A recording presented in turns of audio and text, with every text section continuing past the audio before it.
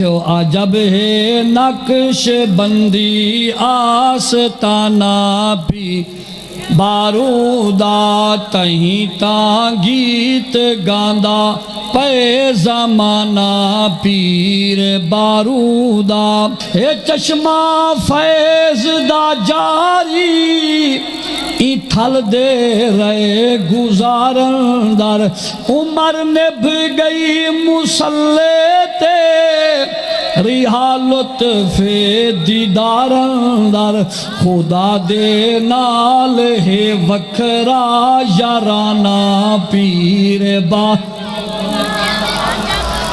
عجب ہے نقش بندی آستانہ بھی بارودہ تہیں تاں گیت گاندا پے زمانہ پیر بارودہ اے چشمہ فیض دا جاری ای تھل دے رہے گزارن در عمر نبھ گئی مسلح تے ریحا لطف دیدارن در خدا دے نال ہے وکھرا یارانہ پیر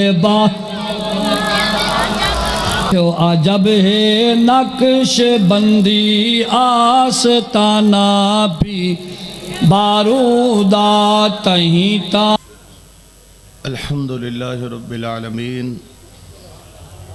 الصلاة والسلام علی سید الانبیاء والمرسلین وعلی آلہ واصحابہ اجمعین اما بعد فاعوذ باللہ من الشیطان الرجیم بسم اللہ الرحمن الرحیم قال اللہ تبارک و تعالی فی القرآن الکریم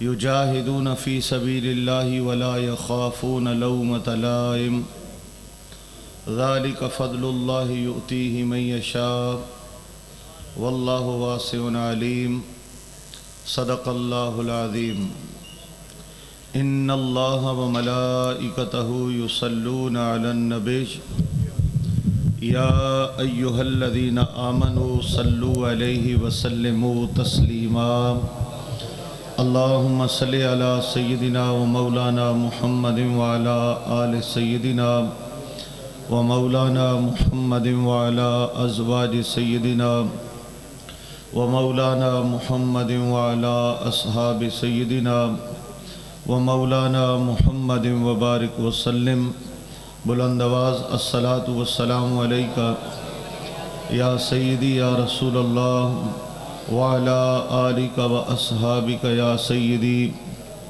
یا حبیب اللہ بلند آواز الصلاة والسلام علیکہ یا سیدی یا رحمت للعالمین وعلی آلک و اصحابک یا سیدی یا خاتم النبیین واجب الاحترام جگر گوشہ پیر بارو کریم شیخ الحدیث و تفسیر حضرت علامہ خواجہ محمد عبدالصمد الحسنی الباروی صاحب واجب الاحترام صاحبزادہ والا شان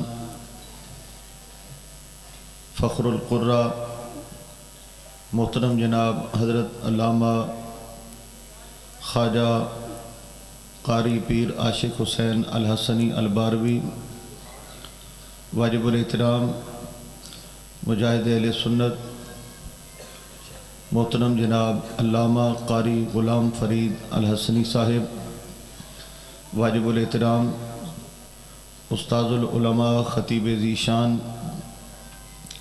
مولانا محمد بشیر باروی صاحب دیگر معزز علماء ذیشان مدارس دینیہ کے طلباء کرام دور و نزدیک سے تشریف لائے برادران اسلام اللہ تعالیٰ جل شانہ کا لاکھ لاکھ فضل و احسان وطن عزیز کے نامور اور غیرت مند آستانہ عالیہ پیر بارو شریف کے سالانہ عرس پاک میں حاضری کا شرف نصیب ہوا۔ اللہ تعالی ہماری حاضری اپنی بارگاہ عزتی میں قبول و منظور فرمائے۔ خوبصورت انداز میں زندگی بسر کی، عقائد حقہ پر پہرا دیا خواجہ خواجگان، شیخ المشائخ، ولی کامل، فیض یافتہ پیر سواگ لجپال حضرت خواجہ فقیر محمد عبداللہ بارو کریم رحمۃ اللہ تعالی علیہ، اور بارو کریم کے جگر گوشہ ہونے کا حق ادا کیا شیخ المشائخ، مجاہد اہل سنت، امیر اہل سنت، ولی ابن ولی حضرت خواجہ فقیر محمد الحسنی الباروی رحمۃ اللہ تعالی علیہ۔ ان کی محبت و عقیدت میں عوام و خاص کا یہ ٹھاٹھے مارتا سمندر ہر سال کی طرح اس سال بھی اس آستانہ عالیہ پہ حاضر ہے۔ اللہ تعالی ہماری حاضری قبول فرمائے، مشائخ کے نقش قدم پہ چلنے کی توفیق عطا فرمائے۔ تقریریں، خطابات یہ پورا سال کرتے ہیں، جلسوں میں عوام کو سناتے ہیں اور عوامی لحاظ سے اور کچھ اپنا درد دل بیان کرتے ہیں، لیکن اس آستانہ کے اس خطاب کو آپ خطاب نہیں کہہ سکتے، صرف درد دل ہی کا اس کو نام دیا جا سکتا ہے۔ کچھ سمجھنے سمجھانے کی باتیں پیش خدمت ہیں، اللہ تعالیٰ سمجھ بھی عطا کرے، عمل کا جذبہ بھی نصیب فرمائے۔ میرے آقا و مولا رسالت مآب علیہ السلام کی آمد پاک کا ماہ مقدس ہے۔ حضور علیہ السلام کی جلوہ گری سے پہلے زمانے میں اندھیرا تھا، عقیدہ مسخ ہو چکا تھا اور اعمال سیاہ ہو چکے تھے۔ ہر بندہ آگاہ ہے معاشرے کی کیفیت کیا تھی، عقائد و نظریات کی کیفیت کیا تھی۔ ہر وہ چیز جس کو برا سمجھا جاتا ہے وہ اپنے پورے جوبن پر تھی، اور ہر وہ عمل جس کو اچھا سمجھا جاتا ہے وہ زمانے میں ناپید ہو چکا تھا۔ نبی کریم علیہ السلام ربیع الاول کے ماہ مقدس میں نور پیر کے ویلے سیدہ آمنہ پاک کے گھر میں جلوہ گر ہوئے۔ آقا پاک علیہ السلام کی آمد کائنات کے لیے ہوا کا ٹھنڈا جھونکا ثابت ہوئی۔ آپ کی جلوہ گری اندھیروں کو اٹھانے کے لیے ایک نور ثابت ہوئی۔ حضور کی جلوہ گری دکھی دلوں کے لیے تسکین ثابت ہوئی۔ میرے آقا پاک کی ولادت با سعادت بے ایمان سینوں کے لیے وسیلہ ایمان ثابت ہوئی اور بے راہ رووں کے لیے راہ ہدایت کا کام کیا۔ نبی کریم علیہ السلام 40 سال کی عمر پاک میں عرب کے اس کالے دور میں آقا پاک اعلان نبوت فرماتے ہیں۔ پھر ایک ظلم کا سلسلہ شروع ہوتا ہے، ستم کی آندھیاں چلتی ہیں، لوگ پتھر بھی مارتے ہیں، لوگ تانے بھی دیتے ہیں، زمانے والے قدم قدم پہ آپ کو ستاتے بھی ہیں، اور طرح طرح کی آزمائشوں سے میرے آقا پاک علیہ السلام گزر رہے ہیں۔ آپ حق کی دعوت دیتے ہیں۔ آپ نے 2 چیزوں کا پیغام دیا، ایک ایمان کا اور دوسرا اعمال کا۔ ایمان اور اعمال کو یکجا کر لیں تو حضور نے اسلام کی دعوت دی، اور اسلام 2 چیزوں پہ مبنی ہے، ایک اوامر اور ایک نواہی۔ اوامر کیا ہیں، نواہی کیا ہیں؟ جن کاموں کا شریعت نے حکم دیا وہ اوامر ہیں، جن سے شریعت نے منع کیا وہ نواہی ہیں۔ میرے آقا پاک علیہ السلام نے اس کا پرچار کیا۔ اب اس کو بھی جمع کر لیں تو پورا دین بن جاتا ہے۔ نبی کریم سرکار دو عالم علیہ السلام اپنا پیغام عام کرتے رہے۔ دوستو، ایک ہی حدیث مبارکہ میں حضور نے پورا نقشہ بیان کر دیا۔ ہر نبی کو دین کے راستے میں ستایا گیا، لیکن فرمایا مجھے سب سے زیادہ ستایا گیا۔ دین کے راستے میں میرے آقا پاک کو سب سے زیادہ اذیتیں دی گئیں۔ دوستو، چاہے طائف کہ وہ شہر ہو اور طائف کا میدان ہو، اور چاہے شیب ابی طالب کی وہ گھاٹیاں ہوں، چاہے احد کا میدان ہو، چاہے بدر کا مارکہ ہو، چاہے مکے کی گلیاں ہوں اور راستے میں کانٹے بچھے ہوں، چاہے ابو جہل، ابو لہب اور عتبہ شیبہ اور ولید بن مغیرہ کی تند اور تیز سینوں کو چیر دینے والی سخت زبانیں ہوں اور سخت باتیں ہوں، میرے آقا پاک نے ہر بات کو سہا۔ لیکن اس دور کے اندر حضرت صدیق اکبر جیسے تاجدار صداقت کی شان رکھنے والے لوگ میرے آقا پاک کے دامن سے وابستہ بھی ہوئے۔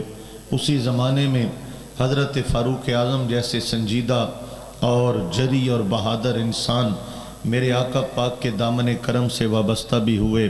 اسی دور میں حضرت عثمان غنی جیسے شرم و حیا کے پیکر اور سخاوت کے کلندر میرے آقا پاک علیہ السلام کے دامن سے وابستہ بھی ہوئے۔ اسی دور میں حضرت مولا علی شیر خدا اللہ تعالی عنہم اجمعین، ان جیسی شخصیات میرے آقا نبی کریم علیہ السلام کے دامن کرم سے وابستہ بھی ہوئیں۔ بہرحال میرے حضور نے اپنا کام جاری رکھا، کیونکہ منصب نبوت و رسالت یہی ہے، اندھیرے ختم کرتے ہیں، روشنیاں عام کرتے ہیں، ظلم و جبر کے خلاف حق بات کا اعلان کرتے ہیں اور ہر بندے کو خدا کی راہ کی طرف بلاتے ہیں۔ میرے آقا پاک کا یہ مشن اور حضور کا یہ پیغام آج تک زمانے کو حیران کیے ہوئے ہے۔ 23 سال میرے حضور نے تبلیغ فرمائی اور 23 سال کے کم ترین عرصے میں دنیا کا سب سے بڑا انقلاب برپا ہوا۔ لاکھوں مربع میل پر سینے ایمان سے روشن ہو گئے، جبینیں خدا کو جھکنے لگیں، حلال و حرام میں فرق ہونے لگا۔ خلافت راشدہ کی مدت 30 سال ہے، اور جب 30 سال خلافت راشدہ اور 23 سال دور تبلیغ مکمل ہوتا ہے، یہ 53 سال بنتے ہیں۔ 53 سال میں 30 لاکھ مربع میل پر پرچم اسلام لہرا رہا ہے۔ 30 لاکھ مربع میل پر اللہ کے قرآن اور شریعت کا آئین نافذ ہو چکا تھا۔ 30 لاکھ مربع میل پر کروڑوں لوگ اپنے سینوں میں ایمان رکھتے تھے، کروڑوں جبینیں مالک کو جھکا کرتی تھیں، ہزاروں مساجد کا قیام ہو چکا تھا۔ وہ چاند، وہ سورج، وہ آگ، وہ پتھر، وہ لکڑ، یہ پوجا ختم ہو چکی تھی۔ ہر شخص اپنے رب وحدہ لا شریک پر ایمان لے آیا تھا۔ زمانہ بدل گیا، رنگ بدل گئے، کائنات بدل گئی، دنیا کو حسن مل گیا، دنیا کو جمال مل گیا، دنیا کو ایمان مل گیا، دنیا کو ایقان مل گیا۔ میں اپنے موضوع سے ہٹ کر یہ ایک جملہ پیش کر کے پھر آگے بڑھتا ہوں۔ جب یہ سارا رنگ دیکھا، ساری بہار دیکھی، یہ سارا حسن دیکھا، تو سوچنے والوں نے کہا 50 سال پہلے تو اندھیرا تھا، یہ اجالے کہاں سے آئے؟ 50 سال پہلے تو شرک تھا، یہ توحید کی شمعیں کیسے جلنے لگیں؟ 50 سال پہلے تو خدا کو سجدہ کرنے والا نہ تھا، آج ہزاروں کروڑوں لوگ مالک کو سجدہ کرنے والے کیسے بن گئے؟ 50 سال پہلے تو ظلم تھا، جبر تھا اور اندھیری رات تھی، یہ انصاف، عدل اور محبتیں کہاں سے آ گئیں؟ رب قدوس نے جواب دیا، لوگو تم تو اب بھی اندھیروں میں ہوتے، تم تو اب بھی شرک میں ہوتے، تم پہ اب بھی ظلمتوں میں ہوتے۔ احسان مانو، لقد من اللہ علی المؤمنین اذ بعث فیہم رسولا، اللہ نے احسان کیا ہے، تمہیں شان والا رسول عطا کر دیا ہے۔ ذرا اونچا اونچا اونچا مٹھا نہیں عقیدہ، اللہ نے تم پہ احسان کیا ہے، یہ محبوب کریم کی آمد ہے، کائنات بدل گئی، زمانہ بدل گیا، جہان بدل گیا، نظام بدل گیا۔ میں ذرا یہاں میں رک گیا ہوں تاکہ تبرکاً میلاد پاک کا مہینہ ہے تو 2-3 منٹ صرف، اور پھر بات آگے بڑھاتا ہوں۔ میرے آقا و مولا صلی اللہ علیہ وسلم مدینہ کے بازار میں تشریف رکھتے ہیں، اچانک ایک شخص گزرا، یہودی تھا لیکن گھوڑا بڑا سونا تھا۔ میرے آقا پاک نے فرمایا بیچنا ہے، بیچنا ہے، کتنے میں؟ اتنے میں۔ مک مکا چک چکا ہوا۔ میرے آقا پاک نے فرمایا سودا طے ہو گیا، میں گھر جاتا ہوں، پیسے لاتا ہوں اور تجھے ادا کرتا ہوں، میرا انتظار کرو۔ رسول کائنات علیہ السلام اپنے آستانہ پاک کی طرف چلے، پیچھے سے کوئی آنے والا آیا، کہا یہ گھوڑا بیچنا ہے، کہا بک گیا، کتنے میں؟ اتنے میں۔ کہا 50 زیادہ لے لو، گھوڑا مجھے دے دو۔ کہا گھوڑا تیرا ہوا، سودا ادھر بھی کیا، سودا ادھر بھی کیا، ادھر سے پیسے لے رہا تھا۔ اللہ کا حبیب نبی کائنات صلی اللہ علیہ وسلم تشریف لے آئے، یہ تیرے پیسے اور گھوڑا میرے حوالے کر۔ کیسے پیسے، کیسا گھوڑا؟ فرمایا سودا ہوا۔ کہا کوئی سودا نہیں ہوا، انکار کر گیا۔ کہنے لگا سودا ہوا تو گواہ ہے آپ کے پاس؟ میرے آقا پاک کے غلام ساتھ ہی سے گزر رہے تھے۔ حضور کیا معاملہ ہے؟ فرمایا یہ معاملہ ہے۔ حضرت سیدنا خزیمہ رضی اللہ تعالیٰ عنہ آگے بڑھے اور جا کر یہودی کو کہا کہ اگر گواہی مل جائے، کہا گواہی مل جائے تو میں حاضر۔ آپ نے فرمایا میں اللہ کی عزت کی قسم اٹھاتا ہوں، سودا ہوا، اتنے میں ہوا، تو جھوٹا ہے، میرے آقا سچے ہیں، سچے ہیں، سچے ہیں۔ سبحان اللہ۔ ماشاءاللہ دوستو گواہی ہو گئی، گھوڑا دیا، پیسے لیے، چلتا بنا۔ اب میرے آقا پاک نے فرمایا خزیمہ ذرا میرے پاس آؤ۔ عرض کیا لبیک یا رسول اللہ۔ حضور فرمائیں، فرمایا جب سودا ہو رہا تھا تم دیکھ رہے تھے؟ آقا میں نے نہیں دیکھا۔ تم سن رہے تھے؟ آقا میں نے نہیں سنا۔ فرمایا بن دیکھے بھی کوئی گواہیاں دیتا ہے؟ گواہ کے لیے دیکھنا، موجود ہونا یہ ضروری ہے۔ تم نے بن دیکھے گواہی کیوں دی ہے؟ جواب بڑا سونا ہے اور بڑا معصومانہ ہے اور بڑے مٹھے انداز میں بولوں گا، لیکن سبحان اللہ کی آواز ہر بندے کی زبان سے آنی چاہیے۔ جس طرح پیر بارو شریف کا یہ جو مجمع ہے نا، یہ عرس شریف کا مجمع، یہ پاکستان بھر کے جتنے عرس ہوتے ہیں ان میں ایک مثالی مجمع ہوتا ہے۔ مثالی علماء جا کر پیر بارو شریف کی مثال دیتے ہیں۔ دو خصوصیات ہیں، خصوصیات تو زیادہ ہیں لیکن دو میں بڑی خصوصیات۔ ایک مجمع بڑا ہوتا ہے اور عوام کثیر ہوتی ہے، دوسرا اسٹیج پہ علماء کے خطاب بھی کثیر ہوتے ہیں۔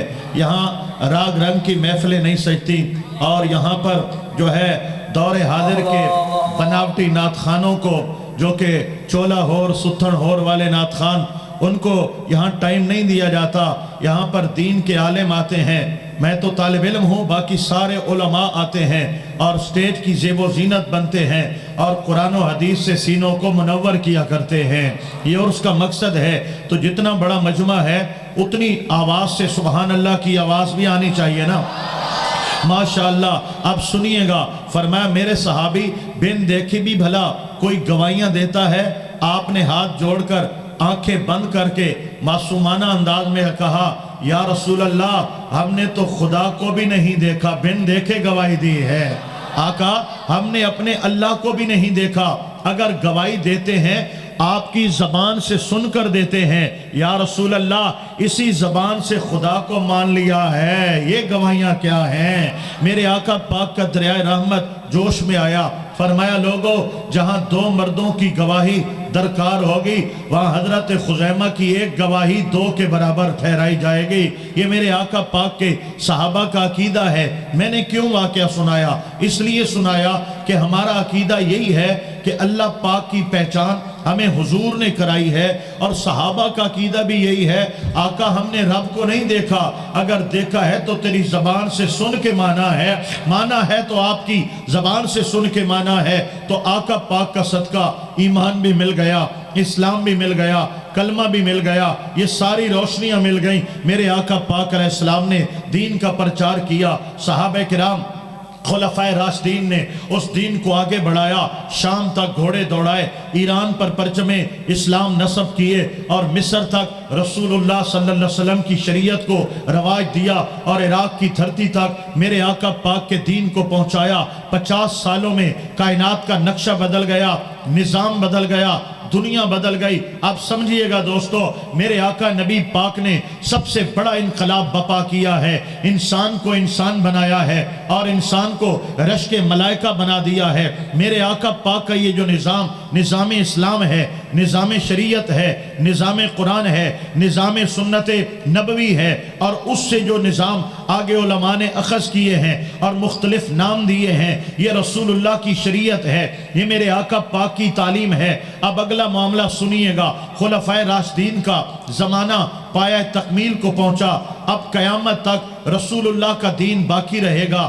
اللہ کے قرآن کا پیغام باقی رہے گا، میرے آقا نبی رحمت صلی اللہ علیہ وسلم کا اسلام باقی رہے گا، اور اس دین کے اندر اور دوسرے ادیان کے اندر بہت سے فرق پائے جاتے ہیں، لیکن ایک فرق یہ بھی ہے جو سب سے بڑا فرق ہے، وہ یہ ہے کہ پہلے دین اللہ عطا کرتا رہا اور اس کے بعد نئے دین آتے رہے، نئی تعلیم آتی رہی اور نئے نئے قوانین آتے رہے، لیکن رسول اللہ صلی اللہ علیہ وسلم جب جلوہ گر ہوئے تو میرے آقا کو یہ شان عطا فرمائی، اب قیامت تک نہ حضور کے بعد کوئی نیا نبی آ سکتا ہے اور نہ ہی کوئی نیا دین آ سکتا ہے۔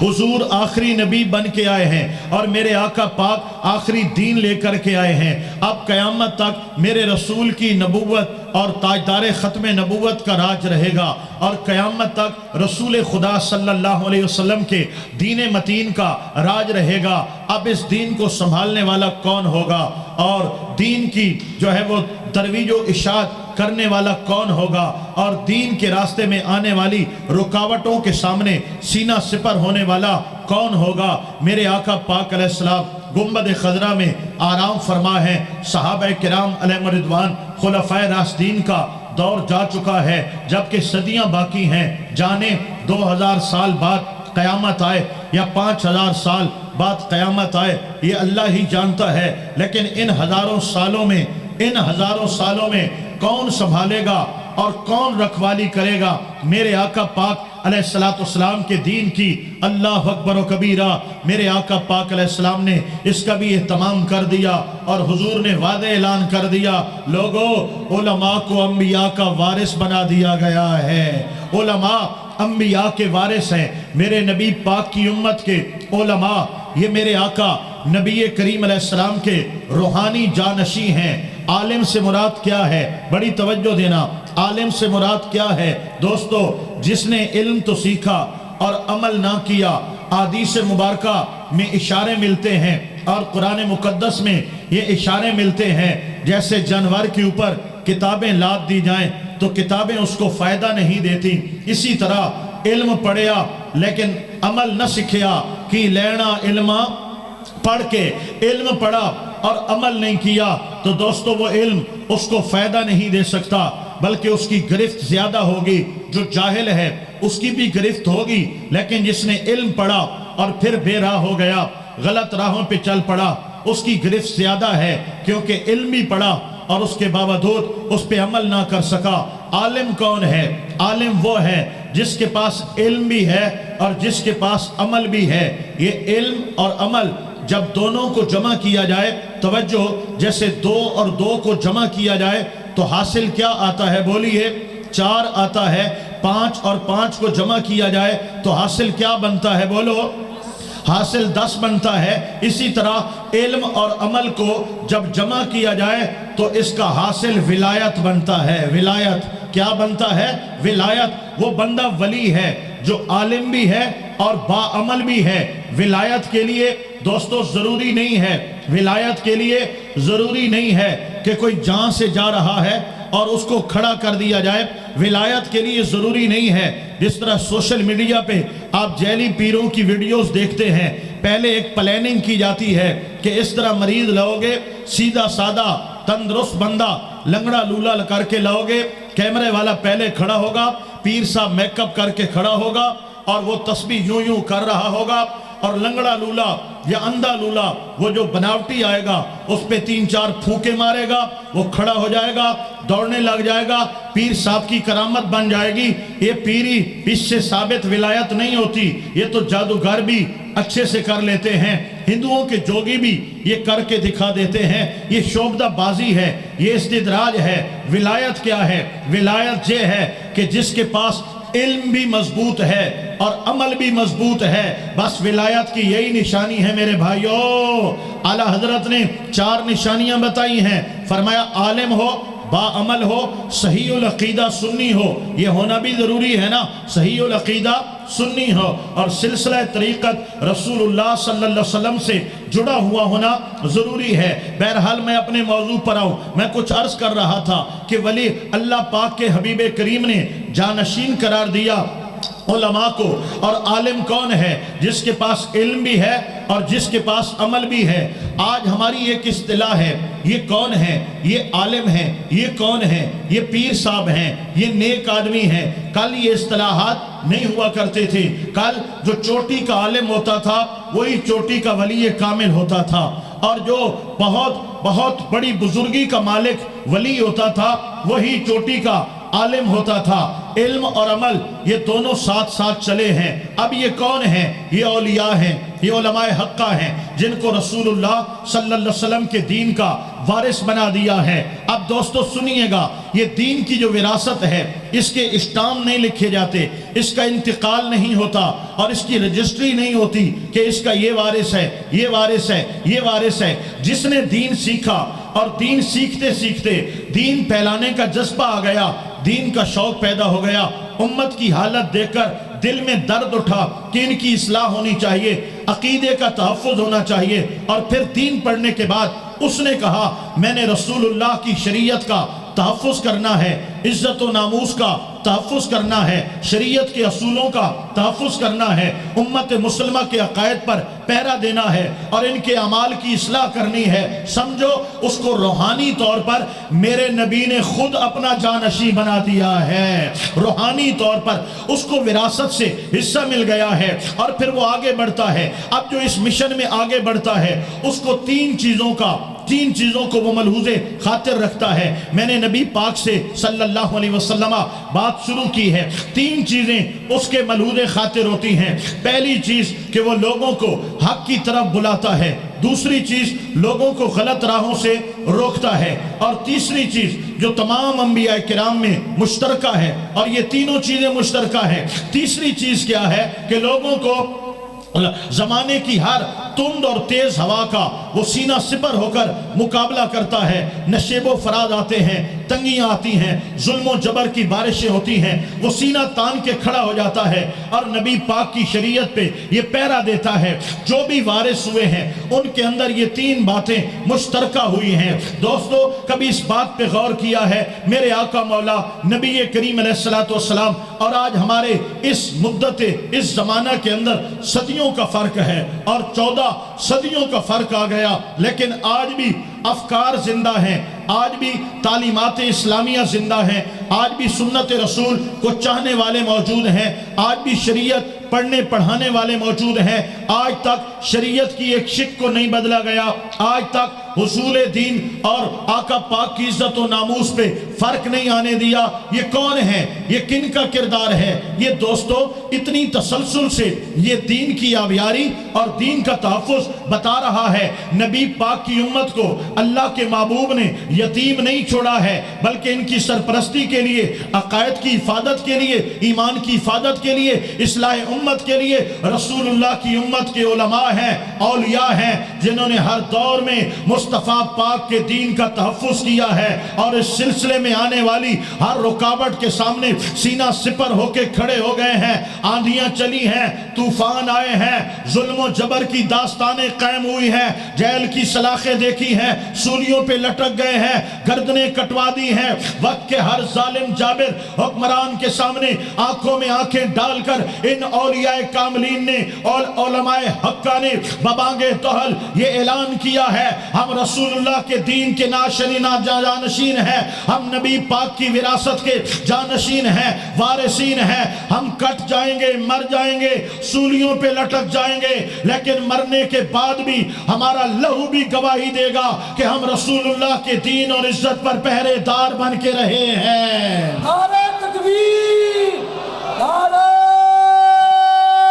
رسالہ، عظمت مصطفیٰ. میں تھوڑا سا خاکہ پیش کروں گا کیونکہ گھنٹہ یا سوا گھنٹہ میں مکمل موضوع بیان نہیں ہوتا، اس لیے اشاروں میں بڑھتے ہوئے میں آخری بات کی طرف جانے کی کوشش کروں گا تاکہ جو بات کرنا چاہتا ہوں اس پہ سیر حاصل گفتگو کر سکوں اور اپنا درد دل دے سکوں. بس خاکہ پیش کر رہا ہوں. دوستو اس کی ابتدا ہمیں کربلا سے نظر آتی ہے. سر داد نہ داد، دست در دست یزید، سر دے دیا لیکن جدید کے ہاتھ میں ہاتھ نہیں دیا. یہ ہاتھ دینے میں معاملہ کیا ہے؟ شریعت بگڑتی ہے، اصول دین میں خرابی پیدا ہوتی ہے، قرآن اور حدیث کے نظریات کے اندر خلل پیدا ہوتا ہے، بگاڑ پیدا ہوتا ہے، لہذا ہاتھ دے دو۔ فرمایا سر لینا ہے لے لو، لیکن شریعت مطہرہ کو بگاڑنے کے لیے امام علی مقام نے ہاتھ نہیں دیا ہے۔ کتنی بڑی قربانی ہوئی ہے، تاریخ حیران ہے، پورا خاندان،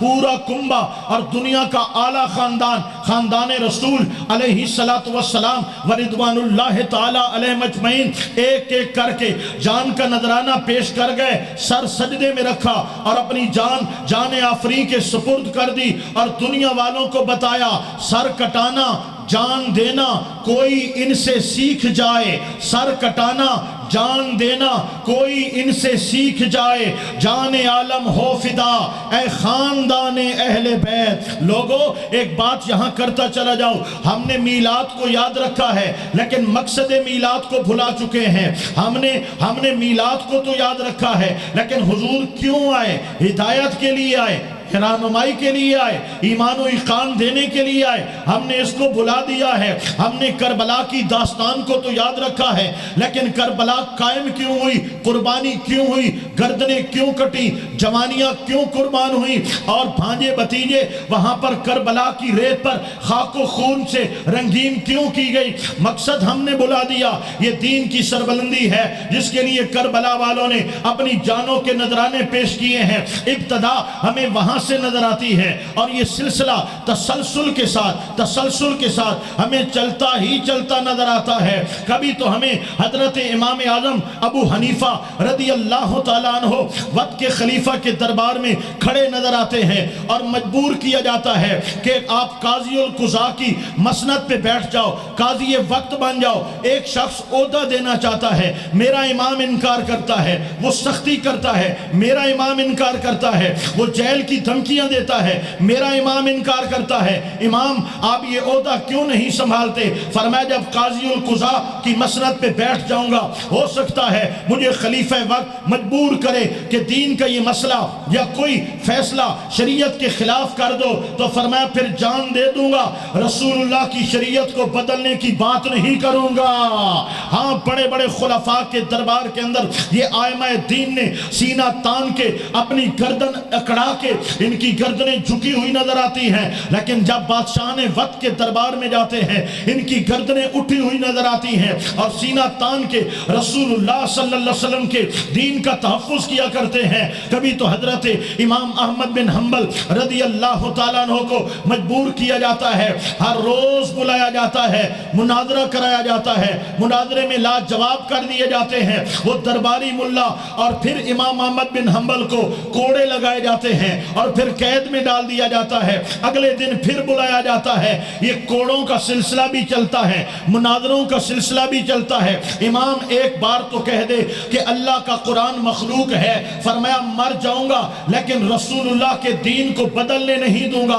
پھر زمانے نے دیکھا وہ زخموں سے چور تھے، 500 کوڑوں کے نشان ان کے بدن پہ لگے ہوئے تھے، اور خلیفہ وقت نے مجبور ہو کے آپ کو آزاد کرنے کا حکم دیا۔ آپ کی زنجیروں کو کھولا گیا، زنجیریں زمین پہ گر گئیں، 70 سال سے زیادہ عمر عزیز ہے، اور حضرت امام احمد بن حنبل اپنے زخمی بدن کے ساتھ، لاغر بدن کے ساتھ ان زنجیروں کو اٹھاتے ہیں، اور خلیفہ وقت کہتا ہے احمد بن حنبل ان زنجیروں میں جکڑے رہے ہو، بڑی مشکل سے جان چھوٹی ہے، اٹھا کر کیا کرو گے؟ فرمایا یہ زنجیریں میں اپنے ساتھ لے جاؤں گا، اور کروز قیامت اللہ کی بارگاہ میں جب میرا رب پوچھے گا احمد بن حنبل میرے دین کے لیے کیا کیا، تو میں زنجیریں پیش کر کے کہوں گا مولا تیرے دین کی سربلندی کے لیے، تیرے دین کی حفاظت کے لیے، رسول اللہ کی شریعت کی حدوں کے تحفظ کے لیے، اور قرآن کی عزت و ناموس کے لیے میں نے اپنی زندگی ان زنجیروں میں جکڑی ہوئی گزار دی ہے مولا،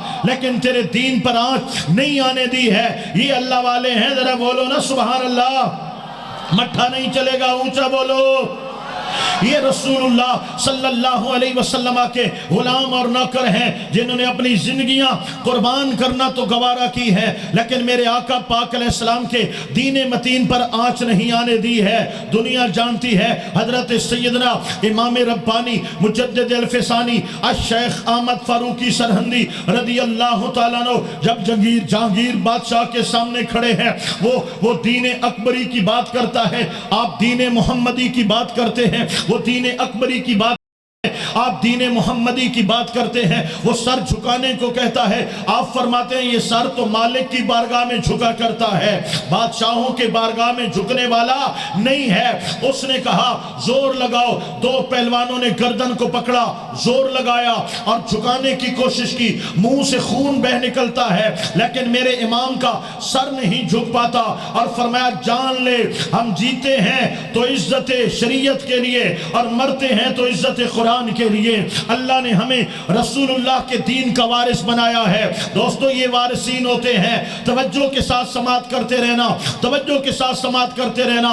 ہر ظلم ڈھایا اس نے، ہر زیادتی کی، ہر تشدد کیا، یہ کوئی نئی بات نہیں ہے۔ علماء پہ ظلم ہو یا تشدد ہو یا ظلم و تشدد کی رودادیں قائم کی جائیں، یہ شروع سے جن کو رسول اللہ کے دین کی وراثت ملی ہے آزمائشوں سے گزرتے رہے ہیں، آزمائشوں پہ اڑے رہے ہیں، لیکن وہ ظالم مٹ گئے اور ان کا نام و نشان بھی باقی نہیں رہا۔ جنہوں نے قربانیاں دی ہیں آج ان کے مزاروں پہ بھی سلامیاں پیش کی جا رہی ہیں۔ عزت ہے ان کی جنہوں نے دین کی عزت کی ہے، قرآن کی عزت کی ہے، رسول اللہ کی شریعت کی عزت کی ہے۔ میرے آقا مولا نبی کریم علیہ السلام کے اس غلام پر ہر ظلم روا دار رکھا گیا۔ ایک رات آپ قید میں ہے، بادشاہ وقت نے کہا اپنے خلیفہ کو جاؤ بابا جی کو آزماؤ، اور جا کر کے آزماؤ کہ یہ بندہ کس لیے یہ کام کر رہا ہے، یہ خالصتاً دین کے لیے کر رہا ہے یا اس کی کوئی ذاتی خواہش ہے، یہ کرسی چاہتا ہے، یہ تخت و تاج چاہتا ہے، یہ بادشاہت چاہتا ہے۔ اللہ اکبر و کبیرہ۔ آج بھی ایسی سوچیں ہیں نا، جب ہم حضور نبی پاک کی عزت و ناموس کی بات کرتے ہیں جن کو کوئی بات نہیں ملتی، وہ کہتے ہیں مولوی سیاست کے لیے کر رہے ہیں، لعنت بھیجتے ہیں۔ ہم ایسی سیاست میں جو یہود و نصارہ کے تلوے چاٹنے پہ مجبور کر دے، مصطفیٰ کا وارث، مصطفیٰ کے دین کا وارث جو بھی کرتا ہے عزت رسول کے لیے کرتا ہے، ناموس رسالت کے لیے کرتا ہے۔ نعرہ تکبیر، اللہ اکبر، نعرہ رسالت، عظمت مصطفیٰ، تاجدار ختم نبوت، زندہ باد زندہ باد۔ اس نے کہا پوچھئے ان سے یہ کیا چاہتے ہیں، اور اگر واقعی حق ہے تو پھر ہمیں حق کو مان لینا چاہیے۔ رات کا اندھیرا ہے، حضرت مجدد الفسانی الشیخ احمد فاروقی سرہندی، ہم مجددی ہیں، نقش بندی ہیں، مجددی ہیں، بولو کون ہیں؟ نقش بندی ہیں، مجددی ہیں۔ آستانہ عالیہ بارو شریف یہ آستانہ عالیہ نقش بندیہ ہے، مجددیہ ہے۔ ہمارے سلسلہ طریقت میں مجدد الفسانی ایک بہت بڑا نام ہے، بہت بڑا نام ہے، جن کو دنیا سے پردہ کیے ہوئے 400 سال کے لگ بھگ گزرے ہیں۔ میں ان کی بات کر رہا ہوں، سلسلہ نقش بندیہ کے سرخیل ہیں، اور اللہ نے بڑی شان اور بڑی ذہانت و فطانت کے ساتھ علم و عرفان کی بہاریں عطا فرمائی ہیں۔ حضرت مجدد الفسانی جیل خانے میں پڑے ہیں، اتنا بڑا پیر ہے، اتنا بڑا پیر ہے، اتنا بڑا پیر ہے کہ آج بھی اگر دنیا میں اعلان کر دیا جائے کہ مجددی سامنے آ جاؤ، میں بلا مبالغہ کہتا ہوں کروڑوں کی تعداد میں سامنے آئیں گے جن تک حضرت مجدد الفسانی کا فیض پہنچ رہا ہے، فیض پہنچ رہا ہے۔ آستانہ عالیہ سواق شریف کے جملہ مریدین، آستانہ عالیہ بارو شریف کے جملہ مریدین، آستانہ عالیہ مرشد آباد شریف کے جملہ مریدین، آستانہ عالیہ بھور شریف کے جملہ مریدین، اور جہاں جہاں نقش بند آستانے ہیں ان کے تمام مریدین براہ راست حضرت مجدد الفسانی کے مریدین میں شامل ہیں، اور ان کا یہ فیض عام ہو رہا ہے۔ اور حضرت مجدد الفسانی کے ہاتھوں میں ہمارا ہاتھ ہے۔ میں اپنا معاملہ یہیں روک کر ایک موضوع سے باہر جا کر ذرا ایسے چٹکی لے کر واپس آ رہا ہوں، آپ نے دماغ حاضر رکھنا ہے۔ میں موضوع سے ذرا یہ بائی پاس سے ہو کر واپس آ رہا ہوں، آپ نے دماغ حاضر رکھنا ہے، لیکن اگلے پچھلے سارے بولے سبحان اللہ۔ میں نے حضرت مجدد الفسانی کی بات کی ہے، بڑا نام ہے لوگوں، بڑا نام ہے، میں یہاں پر زیادہ تعارف نہیں کرا سکتا، لیکن آئیے مجدد الفسانی کی سب سے زیادہ مشہور زمانہ تصنیف کا نام مکتوبات امام ربانی ہے۔ مکتوبات آپ نے جو خطوط لکھے اپنے مریدین کو یا اپنے مرشد کامل کو یا اپنے شاگردوں کو، جو خطوط لکھے، خطوط کو مکتوب کہا جاتا ہے، اور مکتوبات امام ربانی یعنی آپ کے جملہ خطوط کو جمع کیا گیا، ان کے اندر ایک مکتوب شریف کے اندر آپ نقل فرماتے ہیں، توجہ دینا دوستو، توجہ دینا، آپ نقل فرماتے ہیں، فرمایا صحابہ کرام کی عزت بڑی ہے، شان بڑی ہے، قرآن ان کے لیے تعریف و ستائش کے الفاظ استعمال کرتا ہے، رسول اللہ کی حدیث مبارکہ گواہ ہیں، لہذا امت پر یہ لازم اور ضروری ہے کہ حضور کے تمام صحابہ کی عزت کرے، تکریم کرے، اور دل میں کوئی ان کے لیے خامی خرابی نہ آنے دے، صحابہ کے لیے میل نہ آنے دے۔ پھر فرمایا حضور کے جملہ صحابہ کرام کی عزت کا دم بھرنا اور عزت قائم رکھنا یہ ضروری اور لازم ہے، اور فرمایا صحابہ کرام کی عزت و ناموس سے جو بندہ پھسلتا ہے، پہلا پردہ حضرت سیدنا امیر معاویہ رضی اللہ تعالی عنہ کی ذات ہے، جو حضور آقا پاک کے صحابہ کرام کی عزت و توقیر سے پھسلتا ہے، پہلا پردہ حضرت امیر معاویہ رضی اللہ تعالی عنہ کی ذات ہے۔ جب تک یہ پردہ قائم رہتا ہے، یعنی بندہ حضرت امیر معاویہ کی عزت، شان صحابیت اور مقام و مرتبے کا قائل رہتا ہے، تب تک وہ تمام صحابہ کی عزت اور ناموس کا قائل رہتا ہے، اور یہ پردہ جو قائم نہیں رکھتا حضرت امیر معاویہ پاک کا گستاخ ہو جاتا ہے، فرمایا پھر وہ تمام صحابہ کا گستاخ ہو جاتا ہے، اور حضرت صدیق اکبر پر تک جو بندہ حضرت صدیق اکبر کی بھی اہانت کرتا ہے، گستاخی کرتا ہے۔ اس لیے مجدد الفسانی کا یہ حکم ہے، سن لو، چاہے تم جس خطیب کو بھی سنتے ہو اور جس آستانے کے ساتھ بھی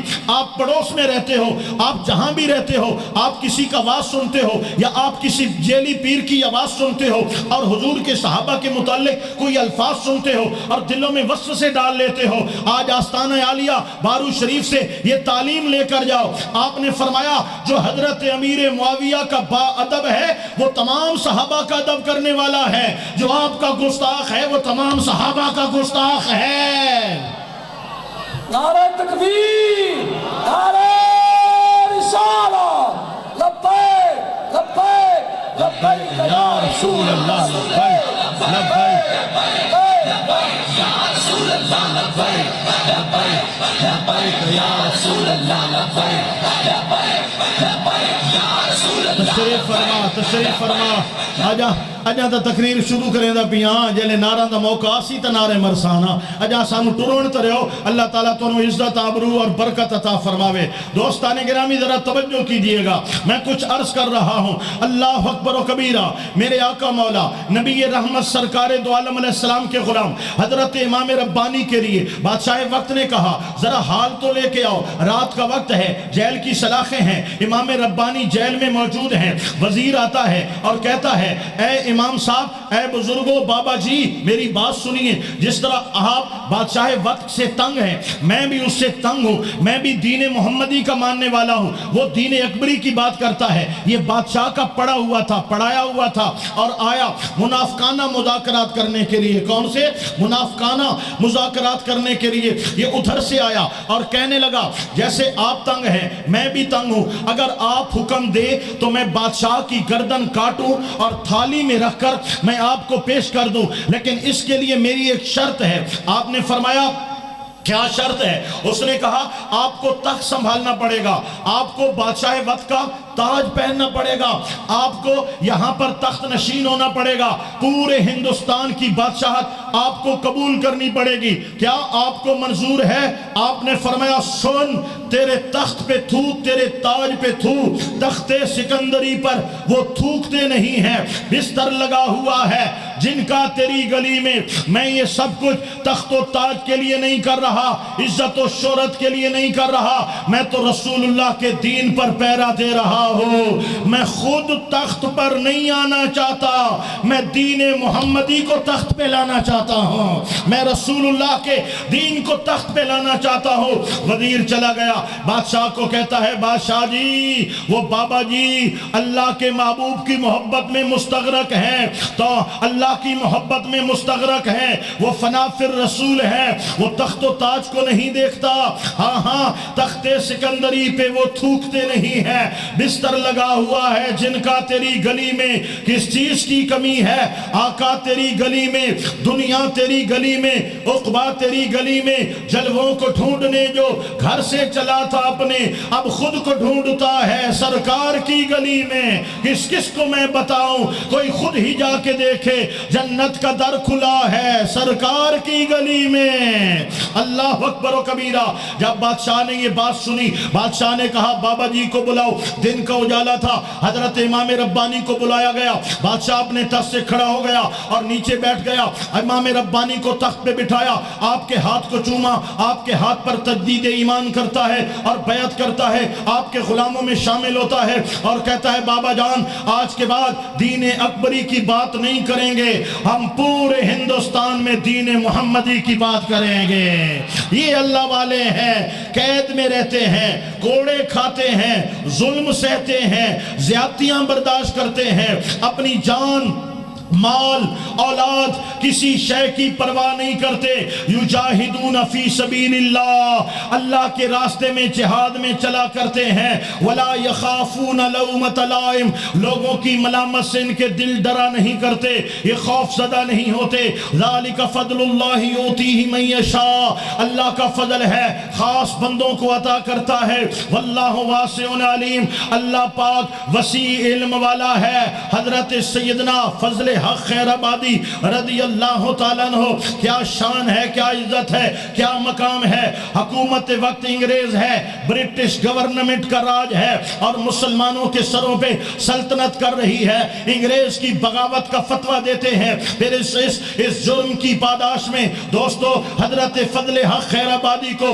کوڑے بھی مارے جاتے ہیں، کالے پانی بھی بھیجا جاتا ہے، قید و بند کی صحبتوں میں مبتلا کیا جاتا ہے اور مذاکرات بھی جاری رہتے ہیں۔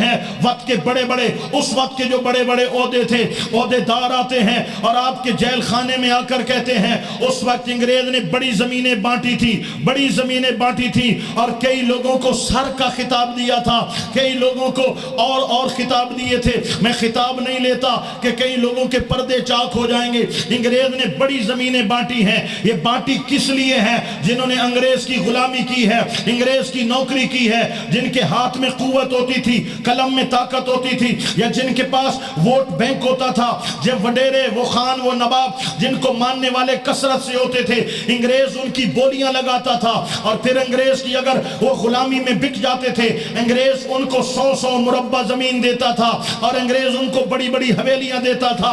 حضرت فضل حق خیر آبادی کو بھی ہر طرح کی آفر کی گئی، بڑی حویلیاں بھی پیش کی گئی اور سینکڑوں مربع کی آفر بھی کی گئی، درہم اور دولت و دینار کی آفر بھی کی گئی اور بڑے عہدے کی بات بھی کی گئی۔ آپ ایک پڑھے لکھے عالم ہیں، علم میں آپ کا سکہ رائج ہے، آپ راسخ العلم ہیں، مہربانی کریں آپ اپنے ایک قلم نوٹ تھوڑا سا لکھ دیں کہ جو میں نے فتویٰ دیا ہے وہ غلط ہے۔ اللہ اکبر و کبیرہ۔ فرمایا تمہاری حویلیاں، تمہارے تخت و تاج، تمہارے عہدے اور سب کچھ میں تھوکتا بھی نہیں ہوں، اور جو ظلم کر رہے ہو چاہے بھوکا رکھو، چاہے پیاسا رکھو، چاہے کالے پانی میں بھیج دیا ہے، چاہے مجھے زہریلا پانی پلا رہے ہو، چاہے میری راتوں کی نیندیں اچاٹ ہو چکی ہیں، چاہے مجھے ایسے کمروں میں تم نے قید کیا ہوا ہے جہاں چھپکلیاں ہیں، جہاں بچھو ہیں اور جہاں حشرات الارض ہیں، کیڑے مکوڑے ہیں، جہاں غلاظت کے ڈھیر پڑے ہیں، میں ہر ظلم سہتا رہوں گا اور اسی قید خانے میں میری موت آ جائے گی، اور موت اسی قید خانے ہی میں آئی، شہادت وہیں پہ ہوئی۔ فرمایا جان دے دوں گا، رسول اللہ کے دین کی رکھوالی کرتا رہوں گا۔ اور لوگوں یہ ہمارے اسلاف ہیں، یہ ہمارے اکابرین امت ہیں، ان لوگوں کے دم قدم سے آج ہمیں امت مسلمہ کے دین اسلام کے گلشن میں بہار نظر آتی ہے۔ امام اہل سنت مجدد ملت امام محمد رضا خان تاجدار بریلی، ہمیں کوئی شرم نہیں ہے، ہمیں کوئی حرج نہیں ہے، ہمیں کوئی اس کے اندر جناب والا ذرا برابر ہمیں اس کے اندر پس و پیش نہیں ہے۔ ہم سنی حنفی بریلوی ہیں، بولو کون ہیں؟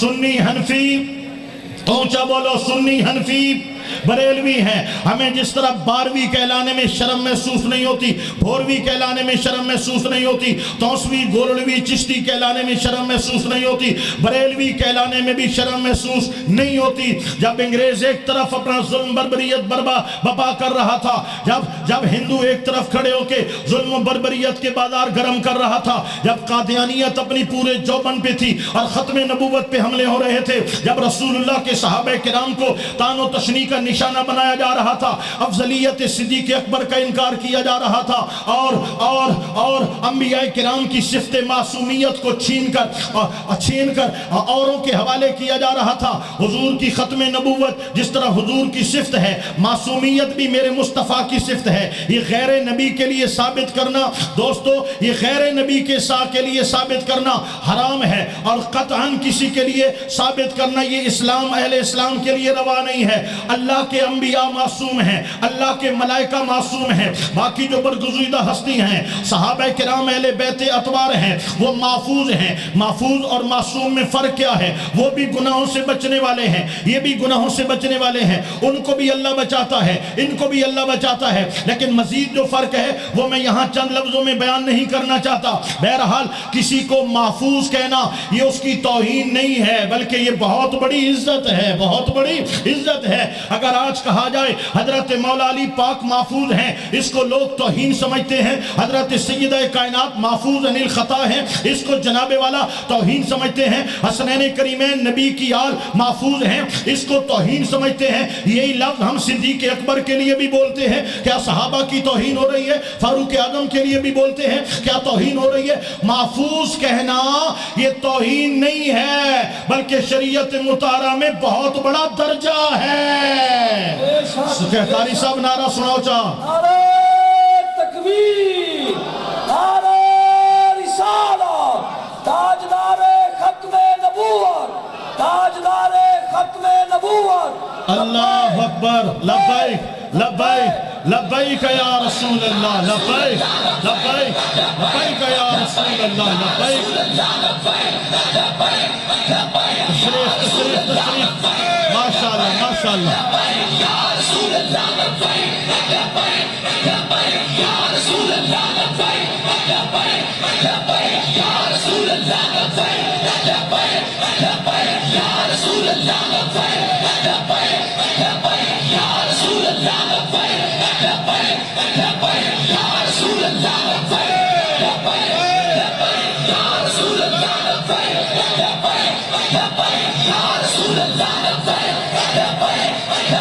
اللہ اکبر، تشریف فرما، تشریف فرما۔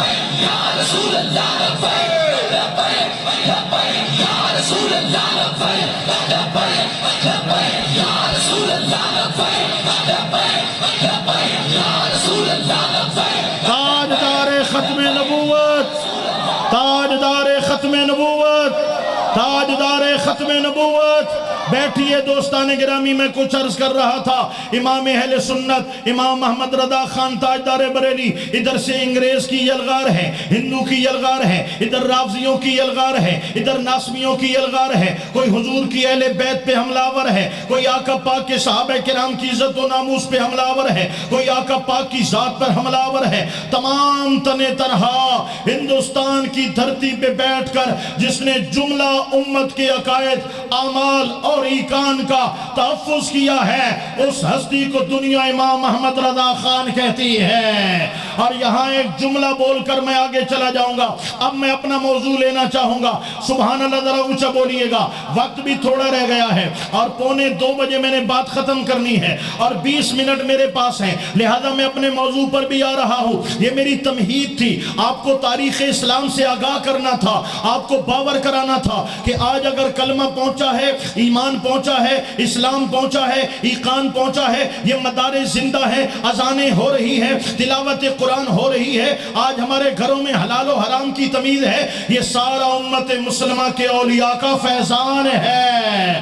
میرا امام احمد رضا خان ہندوستان میں جلوہ گر ہو کر ہر باطل قوت کے ساتھ ٹکراتے ہیں۔ آج ساؤنڈ بڑا سونا چل رہا ہے ماشاءاللہ، اللہ برکت دے، لیکن ابھی مجھے تھوڑا سا گلے پہ اثر کر رہا ہے، اس کو مزید سیٹ کر دے۔ ساؤنڈ اچھا چلا رہے ہیں، قاری بشیر صاحب اعلان فرما رہے ہیں، وہ اعلان سماعت کر لے، میں 10 سیکنڈ کے لیے بریک کر رہا ہوں۔ جامعہ غوثیت طالب العلم خیر الانام مظفرگڑھ خانے طالب علم لنگر خانے پہنچو، لنگر خانے پہنچے جناب، ان عوام کے لنگر کا اہتمام کریں، ذرا سبحان اللہ اونچا بولیے، اونچا بولیے، اللہ اکبر و کبیرہ۔ اب سنیے گا، میں عرض کر رہا ہوں، میرے امام نے تنے تنہا ہر باطل قوت کا مقابلہ کیا ہے، عقائد اہل سنت پہ پہرا دیا ہے، اس لیے عرب و عجم والوں نے احمد رضا کو امام اہل سنت مانا ہے، مجدد ملت مانا ہے۔ آج لوگوں کو ہیں سنی یا رسول اللہ کہلانے والے ہیں، احمد رضا کے نام سے تکلیف ہوتی ہے، اور تو ہے کیا بلا، تو دبڑ کو سنی ہے یا سنی ہے؟ جو سنی ہے وہ ایسا نہیں ہوتا۔ آئیے میں بات پیش کرنے جا رہا ہوں، اللہ اکبر و کبیرہ۔ امام اہل سنت مجدد ملت، آپ کے جذبات کو دیکھتے ہوئے میں یہ جملہ پیش کر رہا ہوں، بڑی توجہ دیجئے گا دوستو۔ میرا امام احمد رضا خان 1000 کتابوں کا مصنف ہے، ایک فتاوی رضویہ جس کے 25,000 صفحات ہیں۔ میرے امام نے ہر موضوع پہ قلم اٹھایا ہے، ہر موضوع پہ قلم اٹھایا ہے۔ میں تو برملا کہتا ہوں، آج کوئی رافضی بنا پھرتا ہے، کوئی ناسبی بنا پھرتا ہے، کہتے ہیں ان میں مناظرے کرا دو۔ میں نے کہا مناظرہ کرانے کی ضرورت نہیں ہے، وہ بھی سنی کہلاتے ہیں، ہم بھی سنی کہلاتے ہیں۔ احمد رضا خان کا فتاوی رضویہ رکھ لو، فیصلہ احمد رضا خان کر دے گا۔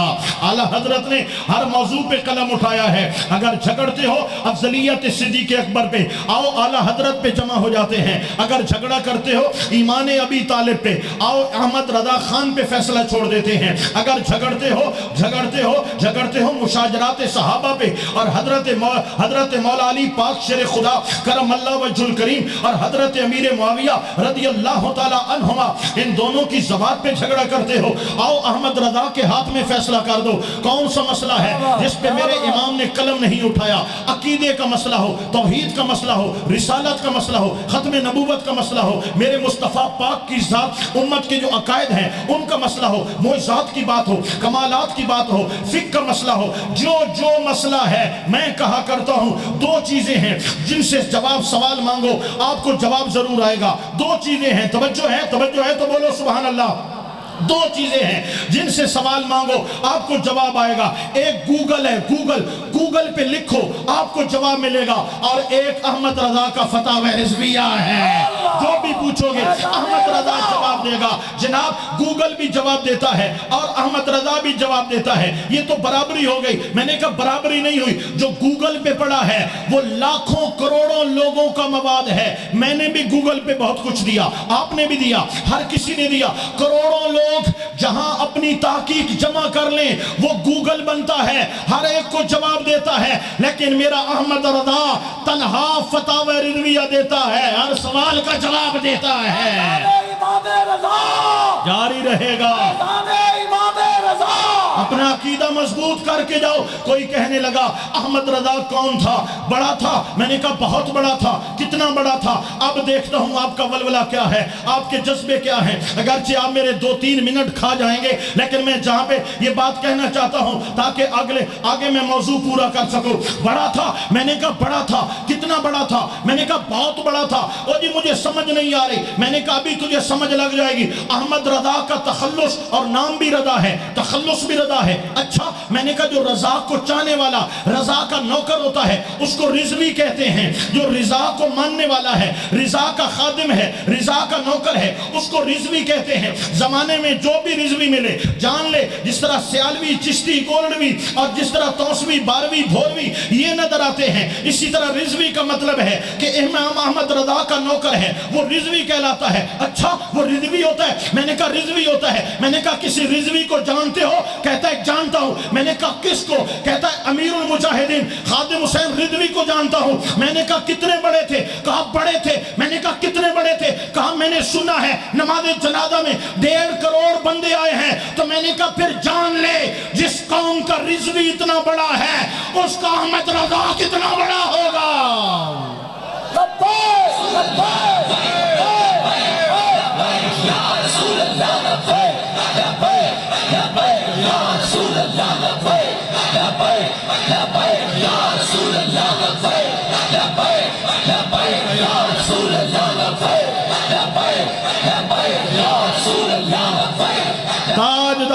ختم نبوت، تاجدار ختم نبوت، تشریف فرما تاجدار ختم نبوت۔ یہ ہمارے سلف صالحین ہیں، یہ ہمارے اکابری امت ہیں جن کا یہ کردار ہے۔ آئیے دوستان گرامی، یہ قیامت تک سلسلہ جاری رہے گا۔ ہر دور کے اندر ایسے علماء، ایسے اولیاء، ایسے صلحاء اور ایسے مجاہدین پیدا ہوتے رہیں گے۔ یہ قرآن کی پیشین گوئی ہے، یجاہدون فی سبیل اللہ ولا یخافون لومۃ لائم ذالک فضل اللہ یؤتیہ من یشاء۔ میں دوستو چیلنج کرتا ہوں، میں دعوت دیتا ہوں پاکستان کے ہر پیر کو، ہر مولوی کو، ہر فقیر کو، ہر عالم دین کو، ہر دانشور کو، چاہے اس کا تعلق دنیا سے ہے، چاہے اس کا تعلق دین سے ہے، آؤ آستانہ عالیہ بارو شریف کو دیکھو، یہاں کے رہن سہن کو دیکھو، تہذیب و تمدن کو دیکھو، سجادہ نشین کو دیکھو، صاحبزاد خان کو دیکھو، یہاں کی درسگاہ کو دیکھو، عظیم الشان لائبریری کو دیکھو، یہاں کے مزار کو دیکھو، یہاں پر عادات و اطوار کو دیکھو، یہاں پر عرس کو دیکھو، یہاں پر تعلیم و تعلم کو دیکھو، یہاں طلباء کو دیکھو، یہاں علماء کو دیکھو۔ اور پاکستان کی تاریخ میں آستانہ عالیہ بارو شریف کا کردار کیا ہے، تحریک ختم نبوت میں کردار کیا ہے، تحریک ناموس رسالت میں کردار کیا ہے، اور جناب تحریک پاکستان میں کردار کیا ہے، اور میرے آقا پاک کی عزت و ناموس کے لیے ان کا کردار کیا ہے۔ آؤ پوری تاریخ تمہارے سامنے کھلی کتاب کی طرح پڑی ہے، کہیں کوئی ورق میلا نہیں ہے، زندگی کا کوئی صفحہ آپ کو خراب نظر نہیں آئے گا، آپ کو تاریخ میں کہیں گواہی نہیں ملے گی کہ آستانہ عالیہ بارو شریف کا کوئی سجادہ نشین تھا اور کسی موڑ پہ بک گیا، کسی موڑ پہ نرم ہو گیا، کسی موڑ پہ حکمت عملی کا شکار ہو گیا اور منافقت میں مبتلا ہو گیا اور قوم کے عقیدے اور نظریے کو بیچ ڈالا۔ آپ کو کہیں ثبوت نہیں ملے گا کہ آستانہ عالیہ بارو شریف کا کوئی سجادہ نشین تھا اور کسی مقام پہ وہ غیر شریف فعل کا مرتکب پایا گیا ہو، اس کے چہرے پہ داڑھی نہ ہو، اس نے دین نہ پڑھا ہو، اس کے سینے میں قرآن نہ ہو، اس کی آنکھوں میں حیا نہ ہو، اس کے دل میں خوف خدا نہ ہو۔ آپ کو آستانہ عالیہ بارو شریف پہ دوستو یہاں پہ نہ رقص نظر آئیں گے، نہ سرود کی محفلیں نظر آئیں گی، نہ سرکسیں نظر آئیں گی، نہ گھوڑوں کی دوڑ نظر آئے گی، نہ بے پردہ عورتیں نظر آئیں گی۔ یہاں شریعت کی پابندی ہے، شریعت کا راج ہے، خدا کی قسم ہے۔ سلف صالحین کی تاریخ پڑھتے ہیں، صحابہ کا کردار پڑھتے ہیں اور شریعت پر جو پہرے دیے ہیں ان کا انداز پڑھتے ہیں، ہمیں بارو شریف میں وہی خوشبو نظر آ رہی ہے، وہی رنگ نظر آ رہا ہے، وہی فیضان نظر آ رہا ہے۔ اور یہ قرآن کی پیشان گوئی ہے، ہر دور میں ایسے آستانے قائم رہیں گے، ایسے وقت کا ایسے مجاہد قائم رہیں گے، ایسے لوگ قائم رہیں گے جو ہر دور کے فتنے کے سامنے سیسا پلائی دیوار کی طرح کھڑے ہو جائیں گے، ہر باطل قوت سے ٹکرائیں گے اور ہر تند و تیز ہوا کے سامنے وہ اپنے پایا استقلال میں جنبش نہیں آنے دیں گے اور بتائیں گے رسول اللہ کا دین یتیم نہیں ہوا جب تک آستانہ عالیہ بارو شریف جیسے غیرت مند پیر اس امت میں موجود ہے، رسول اللہ کے دین کا پرچم کا پھریرا لہراتا رہے گا۔ آستانہ عالیہ پیر سراج شریف، آستانہ عالیہ پیر بارو شریف، آستانہ عالیہ پیر بارو شریف، علماء اہل سنت۔ آؤ اس آستانے کی عزت کیوں ہے، اس آستانے کی قدر کیوں ہے، اس آستانے کو علماء اتنی عزت و مقام اور مرتبہ کیوں دیتے ہیں، اتنا احترام کیوں دیتے ہیں؟ معاملہ یہ ہوا دوستو کہ کچھ لوگ تو حق اور سچ کے وارثین بنے، وارثین دین نبوی بنے، وارثین علوم نبوی بنے، جنہوں نے رسول اللہ کی شریعت پر پیرا دیا ہے، اہل حق رہے، حق کا ساتھ دیتے رہے۔ لیکن اکثر زمانے میں جب نشیب و فراز آئے اور لوگوں کو تولا گیا، انداز کو پرکھا گیا، تو کئی لوگ سستی میں مبتلا ہو گئے، کاہلی میں مبتلا ہو گئے۔ کئی لوگوں نے اپنے بزرگوں کی راہیں چھوڑ دی، اپنے اسلاف کی راہیں چھوڑ دی، اپنے بزرگوں اور اسلاف کی راہوں سے وہ برگشتہ ہو گئے اور بے راہ ہو گئے، جس کا نتیجہ کیا نکلا؟ جو قوم کے رکھوالے تھے ان کی سستی اور کاہلی کی وجہ سے، نادانیوں کی وجہ سے، ان کی بے عملی اور بے علمیوں کی وجہ سے، ان کی جہالت کی وجہ سے دین کا نقصان ہونے لگا، امت کا نقصان ہونے لگا، مریدین پر منفی اثرات اٹھنے لگے۔ جب پیر شریعت کا عمل عامل نہیں ہوگا تو مریدین کیا عمل کریں گے؟ جب پیر جاہل ہوگا، عالم نہیں ہوگا تو مریدوں میں علماء کہاں سے پیدا ہوں گے؟ جب پیر مزار پر دربار پر بیٹھا ہے لیکن اپنی چارپائی لگا کے بیٹھا ہے اور مریدین کا ایک تسلسل جاری ہے، لیکن مسجد اسی دربار کی ویران پڑی ہے، نماز کے وقت جب پیر مسجد میں نہیں جائے گا تو مریدین نماز اور مسجد مسجد کیسے ادا کریں گے جب پیر بے پردہ عورتوں میں اپنے پاؤں دبوا رہا ہوگا؟ تو بتائیے آنے والے مریدین حیا کا سبق کہاں سے لیں گے، غیرت کا سبق کہاں سے لیں گے؟ دوستو جب آستانے بگڑ جائیں گے تو آستانوں کے متعلقین کا حال کیا ہوگا؟ یہ تو میں کردار کی بات کر رہا ہوں، آستانوں پر، اکثر آستانوں پر میں بلا مبالغہ کہہ رہا ہوں، الا ما شاء اللہ تعالی، بہت کم آستانے ایسے ہیں، ان کے علاوہ بات کر رہا ہوں۔ آج جو سجادہ نشین ہیں وہ شہزادے بن گئے ہیں، چہروں سے داڑیاں غائب ہو چکی ہیں، صرف دنیا داری ان کا مقصد ہے۔ واہ واہ، ادھر ایک چار مرید چل رہے ہیں، آگے دوڑتا ہوا ویڈیو بنا رہا ہے، فیس بک پہ دے رہا ہے، صاحبزادہ والا شان جا رہا ہے، نہ چہرے پہ داڑھی ہے، ہاتھ میں کنگن ڈالے ہوئے ہیں، اور جناب والا انداز شاہانہ نظر آتے ہیں۔ نماز نہیں ہے، سنت نہیں ہے، تعلیم نہیں ہے، جہالت کا دورہ ہے۔ آئیے میں دوسرے حوالے سے بات کرنے جا رہا ہوں۔ کچھ آستانے ایسے بھی ہیں جنہوں نے اپنے عقائد کا بھی سودا کر دیا ہے۔ عقیدہ اہل سنت، عقیدہ بیچنا، دین بیچنا ہے، ایمان بیچنا ہے۔ یا رسول اللہ کہنے والوں، میں برملا کہہ رہا ہوں، ہر کان سن لے، ہر دل سن لے، عقیدہ کیا ہے؟ ہمارا عقیدہ ہمارا ایمان ہے۔ کیا ہے؟ بولو بولو، ایمان، ہمارا عقیدہ ہمارا ایمان ہے۔ اگر عقیدے میں فرق آئے تو یہ ایمان میں فرق ہوتا ہے، عقیدے کا نقص یہ ایمان کا نقص ہوتا ہے، عقیدے کی بربادی یہ ایمان کی بربادی ہوتی ہے۔ آستانوں والوں نے ظلم کیا، جن بزرگوں نے دین کے لیے جتنا کردار ادا کیا تھا آج اتنا یہ دین کو خراب کرنے میں کردار ادا کر رہے ہیں۔ بزرگوں نے ہندوستان میں دین پہنچایا، ہندوستان میں کلمے پڑھائے، ہندوستان کے اندر لوگوں کے دل و دماغ کو ایمان و ایقان سے روشن کیا۔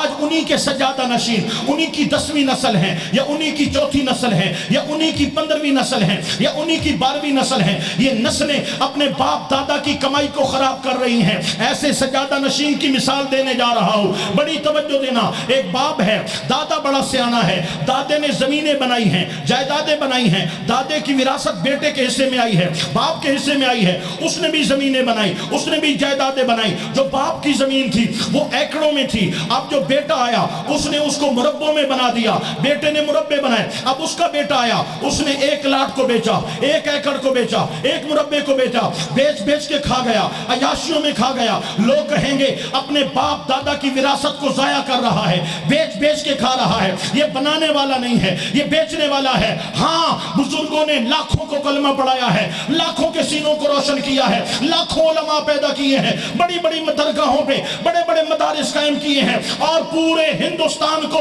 دین سے بھر دیا ہے۔ آج انہی کے پرپوتے، آج انہی کی نسلیں باپ دادا کی کمائی کو بیچ کے کھا رہی ہیں۔ مزاروں کو بیچا جا رہا ہے، قبروں کو بیچا جا رہا ہے۔ ہو نکو نام جو قبروں کی تجارت کر کے، ہو نکو نام جو قبروں کی تجارت کر کے، کیا نہ بیچو گے جو مل جائیں صنم پتھر کے۔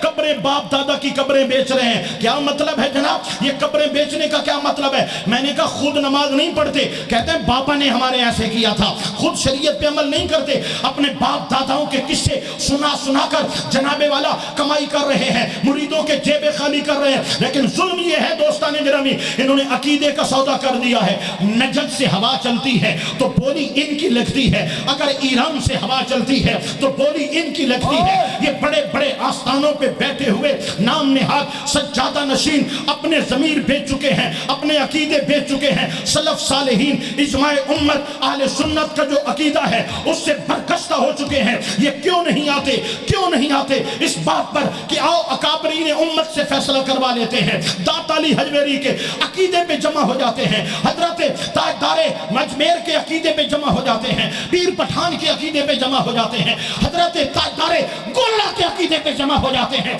یہ کیوں نہیں آتے، یہ کیوں نہیں بیٹھتے کہ احمد رضا خان کے عقیدے پہ جمع ہو جاتے ہیں؟ ان کو پتہ ہے اسلاف کا عقیدہ اور تھا، ان کا عقیدہ اور تھا، ان کو خریدا گیا، وہ نہیں بکے۔ یہ بک چکے ہیں، لیکن میں سلام نیاز پیش کرتا ہوں ہر جابر حکومت نے، ہر ظالم حکمران نے، اور ہر عقیدے سے کھیلنے والوں نے، ہر طرف سے اٹھنے والی ہواؤں نے اس عقیدے، اس آستانہ عالیہ کے اسلاف کو، بزرگوں کو اور اولیاء کو اور آج تک کے صاحبزادگان اور سجادہ نشین کو ورغلانے کی کوشش کی ہے۔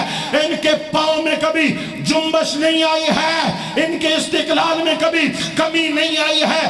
آستانہ عالیہ بارو شریف وہ آستانہ ہے جو بتا رہا ہے لوگوں، عقائد امت کا تحفظ بھی ہماری ذمہ داری ہے، اصلاح امت کا تحفظ بھی ہماری ذمہ داری ہے۔ الحمدللہ وہ مشن جو حضور نے صحابہ کرام کو دیا اور صحابہ نے تابعین کو دیا اور تابعین نے اولیاء امت کو دیا، وہی مشن حضرت باجلید بستامی، حضرت سیدنا جنید بغدادی، حضرت سیدنا باقی باللہ، حضرت سیدنا مجدد الفسانی، امام ربانی، حضرت اعلیٰ حضرت موسیٰ زئی شریف، حضرت اعلیٰ حضرت خواجہ خواجگان پیر سواد لجپال سے چلتا ہوا آستانہ عالیہ بارو شریف تک آیا ہے، اور یہاں پر آ کر اس فیض نے دم نہیں توڑا ہے، وہ فیض کا دریا بہ رہا ہے اور آنے والے اپنے ایمان کو روشن کر رہے ہیں۔ آستانہ عالیہ پیر سواد شریف، آستانہ عالیہ پیر بارو شریف، علماء اہل سنت، تاجدار ختم نبوت۔ پہلی گزارش 2-3 منٹ لب لباب۔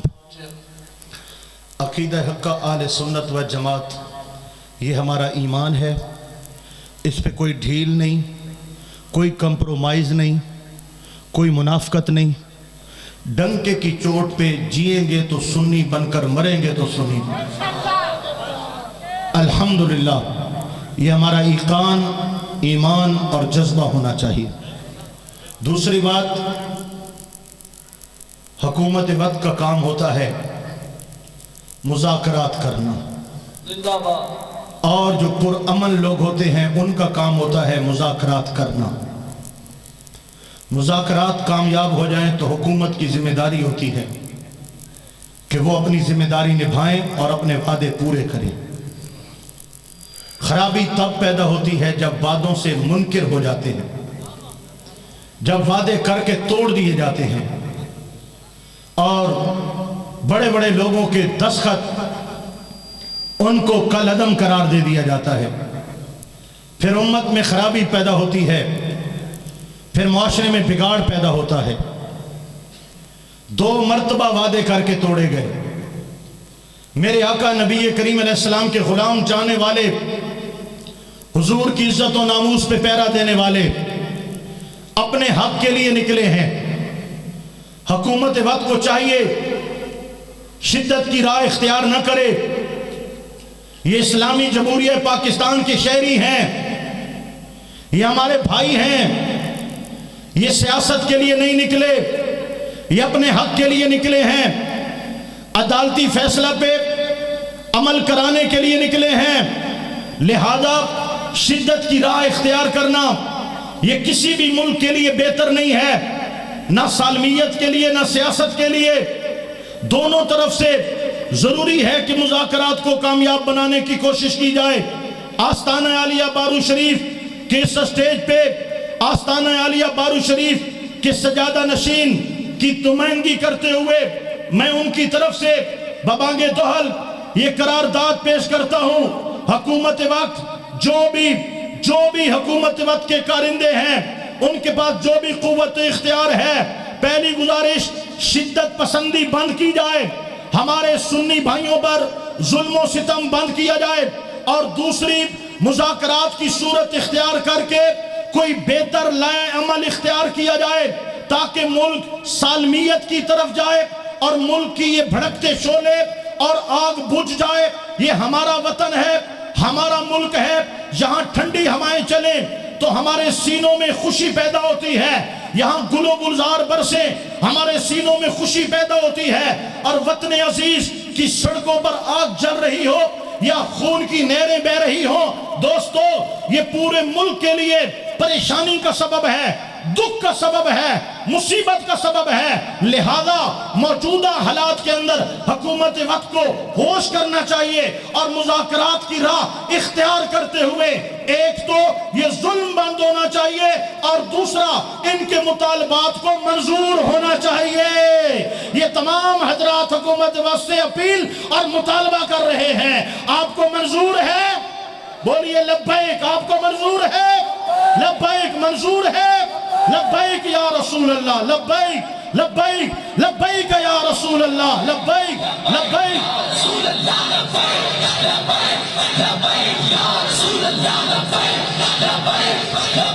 या रसूल अल्लाह। लब्बैक लब्बैक।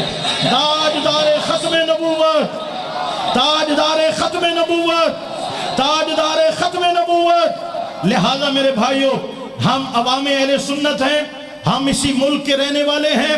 इस मुल्क की एक एक ईंट हमारा असासा है और मुल्क का नुकसान ये हमारा नुकसान है। लेकिन मुल्क का हर बाशिंदा, हर शहरी जानना चाहिए कि अपना मुल्क है, अपना शहरी है, अपना पाकिस्तान है, उस पर किसी तरह भी जुल्म करना ये रवा नहीं है। मुज़ाकरात किए जाए, अपने वादे पूरे किए जाए और ये जान लिया जाए कि तारीख गवाह है, या रसूल अल्लाह कहने वाले न शिद्दती थे, न शिद्दती हैं, न शिद्दती होंगे। पाकिस्तान बनाने वाले भी यही हैं और पाकिस्तान का तहफ़्फ़ुज़ करने वाले भी यही हैं। दूसरी गुजारिश, आस्ताना आला बारह शरीफ पे हाजिर होने वालों, ये आखिरी गुजारिश है। आपके पीरों की ये शान है, शरीयत पर अमल हो तो ये खुश होते हैं और शरीयत के ख़िलाफ़ हो तो इनका दिल दुखता है। अगर कहीं हुजूर की शरीयत के ख़िलाफ़ कोई काम हो तो उस इलाके में एक पूरी कॉन्फ्रेंस कराते हैं।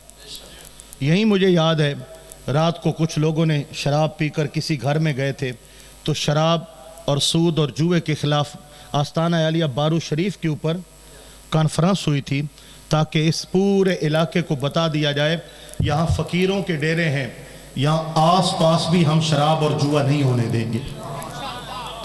तो जब मुरीद ऐसे काम करेंगे, नमाज नहीं पढ़ेंगे, 3 तलाक़ें और फिर घर आबाद, बेटी का हक खाया जा रहा है, बाप ने नहीं दिया तो भाई तो दे देते, भाई बहन का हक खा रहे हैं, बन्ने तोड़े जा रहे हैं, पानी चोरी किए जा रहे हैं, जुल्म है, जबर है, रिश्वत है, जुआ है, चोर बराजियां हैं। ये कौन है? ये हुजूर का कलमा पढ़ने वाले हैं। मैं आपको यही पैगाम दूंगा, अल्लाह पाक की रज़ा भी इसी में है कि हुजूर की शरीयत का अदब किया जाए। मेरे आका पाक की तालीम भी यही है कि शरीयत मुतहरा का अदब किया जाए।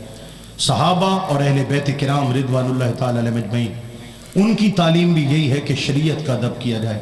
और आपके पीर और मुर्शिद की तालीम भी यही है कि शरीयत मुतहरा पर अमल किया जाए।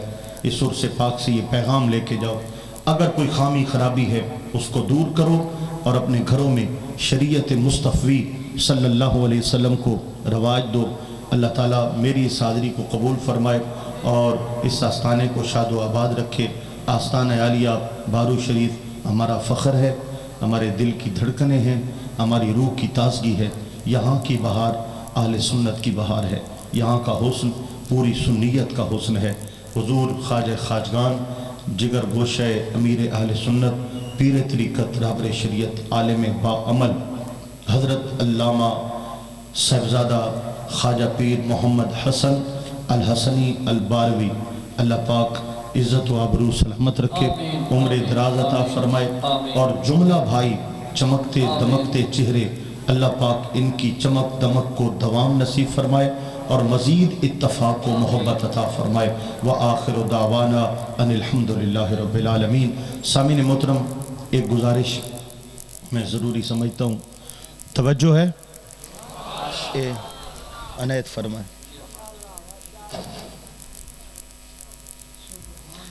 आप साल बाद यहाँ आते हैं, कुछ हर महीने आते हैं, और आस्ताना आलिया बारू शरीफ की तालीमात क्या हैं, बुज़ुर्गों की तालीमात क्या हैं, और मौजूदा जो हालात हर महीने बदलते हैं, मसाइल पैदा होते हैं, मामलात उठते हैं, वो क्या मामलात हैं, हमारे शेख का मौक़िफ़ क्या है, ہمارے پیران عظام کیا کر رہے ہیں، لوگ بے خبر ہوتے ہیں۔ اپنے مریدین تک اور پوری امت تک اس آستانہ عالیہ کا موقف پہنچانے کے لیے اور حضور کی شریعت کی تعلیمات پہنچانے کے لیے یہ جو ماہانہ ہے جی 6 ماہی 3 مہینے بعد یہ رسالہ نکلتا ہے الفقیر۔ کیا ہے کہ حضور امیر اہل سنت خواجہ فقیر محمد آپ کے نام نامی اس میں گرامی سے منسوب ہے۔ کیا نام ہے؟ نعت یاد کرو چا گھنو نہ گھنو تواری مرضی الفقیر۔ یہ 3 مہینے بعد کیا اس کا ہدیہ ہے جی؟ 100 روپیہ 3 مہینے بعد، اور ٹوٹل سال میں کتنے بنتے ہیں؟ 400۔ اگر یہ ہر 3 مہینے بعد، یہاں پہ پتے بھی لکھے ہیں، نمبر بھی لکھے ہیں، کوئی اپنا ہر مہینے یعنی 30 میں سال کا لگوانا چاہتا ہے وہ سال کے پیسے دے دے گا، اس کو گھر مل جائے گا۔ مقصد ہے کہ یہ ماہنامہ، یہ 6 ماہی آپ کے پاس پہنچنا چاہیے۔ آپ کو پتہ ہوگا، آپ نہیں پڑھے ہوئے، آپ کا بیٹا تو پڑھا ہوا ہے، آپ کی بیٹی تو پڑھی ہوئی ہے، آپ کو بیٹی کو مدرسے میں نہیں پڑھایا، سکول میں پڑھایا، لیکن یہ پڑھ لے گا تو اس کو دنیا کے ساتھ ساتھ دین کا پتہ بھی لگ جائے گا، آپ کی بیٹی اور آپ کے بیٹے۔ یہ ایک بہت بڑا سرمایہ ہے۔ ملک کے نامور چوٹی کے علماء اس میں مضمون لکھتے ہیں، اور میں نے اس کا پہلا مضمون پڑھا تو میں حیران ہو گیا۔ یہ پہلا مضمون نہیں تھا میرے خیال میں، یہ اس کا مقدمہ اداریہ ہے، خدا را اہل سنت و جماعت کو معاف کر دیں۔ میں حیران ہو گیا، جیلی پیر کیا کر رہے ہیں، ان کو درخواست ہے اللہ دا نا نے، نات خان سٹیجاں تے کے کریں دے ودن، انہاں دی منت کیتی نے خدا دا نا نے، میلاد دے جلوساں دے وچ اج کل اساں کے پے کرے نے، ڈھول تے تماشے تے، انہاں نو آکھا نے خدا دا نا نے اہل سنت نو معاف کر دیو۔ ایک بیا دے خلاف جڑی ساری جنگ جاری ہے، انہاں نو آکھا نے گدی نشیناں نو آکھا نے معاف کرو، کہ ایک نو وڈیرا بناؤ چا مفتی اعظم پاکستان مفتی منیب الرحمان صاحب دی گل تے جمع تھی ونجو، کو ایک تھی ونجو، اداریہ بھی اس بھی میں نو ہلا کے رکھ دیتا ہے۔ پورا رسالہ کتنا خوبصورت ہو، 100 روپیہ ہدیہ ہے۔ یہ ڈھیندا کتھوں بھی ہے؟ او مسجد دے سامنے سٹال لگا پی ہے تے پتہ نہیں نہ 1000 2000 3000 یا کچھ ہی ہو سی، اتنے مریض تامنے لکھاں تے مہربانی کر کے اے مکا کے ونجنا ہے، اتھے مک ونجن تے گھنون والے نہ مکن، ٹھیک ہے نا؟ اے ہن نمازاں پڑھسو، لنگر کھاسو تے 100 روپے جڑا ہے نا اے تے نشانی رکھی پین اے علماء واسطے، تساں اتھوں ڈیگن سو اتھوں، ٹھیک ہے نا؟ بعض جی فقیر دی زید دے اس نو دیو چا اللہ تعالیٰ او آدھے علماء دے ہاتھ لگ گئے نا، برکت بن گئی ہے۔ تا اے رسالہ سارے ساتھیاں گھننا ہے، اور 3 مہینہ بعد آندہ ہے، اپنا نام لکھوا کے کریسو چا اللہ پاک شرف قبولیت عطا فرمائے۔